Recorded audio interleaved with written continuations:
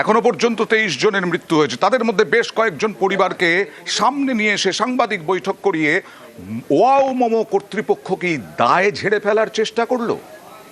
ভোর 3টা নাগাদ আমাকে ফোন করলো। ফার্স্টেই বললো, দাদা আমি আজকে মরছি। ওই গোডাউন এতে এমার্জেন্সি যদি এজ থাকতো তাহলে ভাই বেরিয়ে যেত। ওই গোডাউন এতে এমার্জেন্সি যদি এজ থাকতো তাহলে ভাই বেরিয়ে যেত।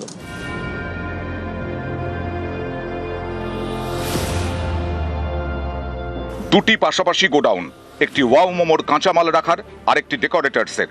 রবিবার গভীর রাতে এই দুটো গোডাউনে বিধ্বংসী আগুন লাগে, মারা যান বেশ কয়েকজন। তাদের বাড়িতে এখন হাহাকার।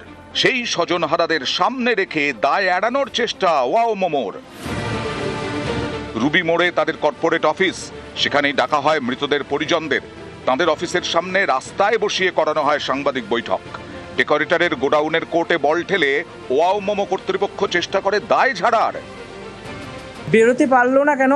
তো কোম্পানির ভিতরে এক্সিট গেট ছিল, তো ওই যে ডেকোরেটার্স আছে না, ওখানে প্রচুর পরিমাণে ওদের যে কাঠ বাঁশ এইগুলো ফেলে নিয়ে এক্সিট গেটটা পুরো বন্ধ করে রেখেছিল। তো সেই জন্য এক্সিট গেটটা খুলতে পারিনি। বাইরের সাইডটা অনেকটা ফাঁকা, তো সিকিউরিটি গার্ড তাই জন্য ভিতরে বসছিল। তো পাশের গোডাউন থেকে আগুন লেগে, যেহেতু মোমো কোম্পানি কোনো আগুনের কাজ হতো না, ভিতরে দিয়ে ওরা তালাচাবি মেরে দিয়েছিল, ছোট গেটটাই খোলে। ভোর 3টা নাগাদ আমাকে ফোন করলো। ফার্স্টেই বললো, দাদা আমি আজকে মরছি, আমাদের কোম্পানিতে আগুন লেগেছে, আমি খুব কষ্ট করে মরছি ভাই, আমার ছোট একটা বাচ্চা আছে, বউ আছে, ওইগুলোকে তুই দেখবি দাদা। ওই গোডাউন এতে এমার্জেন্সি যদি এজ থাকতো তাহলে ভাই বেরিয়ে যেত।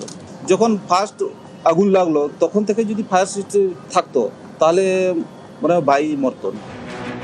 স্বজন হারানোর যন্ত্রণা, এরই মাঝে তাদের ডেকে অফিসের সামনে বসিয়ে করানো সাংবাদিক বৈঠক করালো ওয়াও মোমো কর্তৃপক্ষ।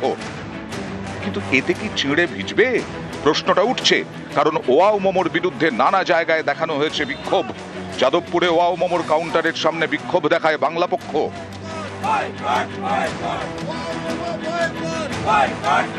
ধর্মতলায় বিক্ষোভ দেখায় কংগ্রেস। রবিবার গভীর রাতে বিধ্বংসী আগুন, পুড়ে ছাই হয়ে যায় দুটি গোডাউন। এদিন সেখান থেকে ভেঙে পড়া টিনের শেড সরানো হয়।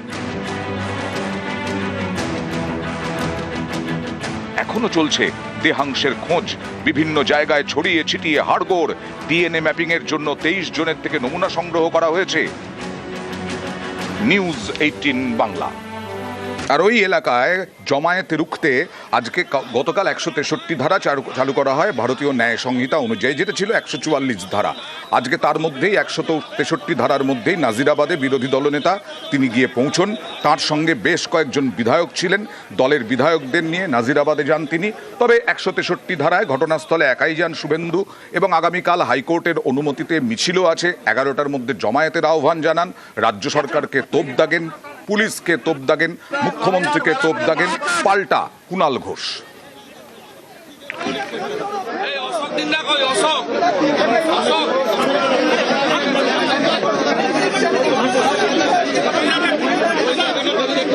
ফিরাদ হাকিম এসেছেন, তিনি পৌরমন্ত্রী, এবং মেয়র অরূপ বিশ্বাস এসেছেন, সুজিত বোস 32 ঘন্টা পরে এসেছেন।